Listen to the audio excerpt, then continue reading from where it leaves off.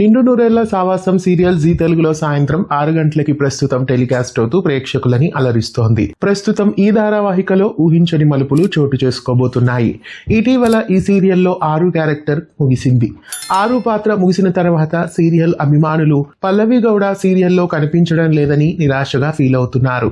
అయితే నిండు నూరేళ్ల సావాసం సీరియల్లో ప్రస్తుతం లీప్ చోటు చేసుకోబోతోంది. పిల్లల్ని మరింత పెద్దవాళ్ళని చేసి ప్రస్తుతం లీప్ ని కథలో తీసుకురాబోతున్నారు. ప్రస్తుతం 6 మళ్ళీ కథలో పుట్టింది కాబట్టి ఇప్పుడు ఆ పాప కథని చూపించబోతున్నారు. రాబోయే ఎపిసోడ్స్ లో 6 క్యారెక్టర్ హైలైట్ గా ఉండబోతోంది. చక్కటి ట్విస్ట్ అండ్ టర్న్స్ తో మరింత ఇంట్రెస్టింగ్ గా ఇప్పుడు నిండు నూరేళ్ల సావాసం సీరియల్ ఎపిసోడ్స్ ఉండబోతున్నాయి.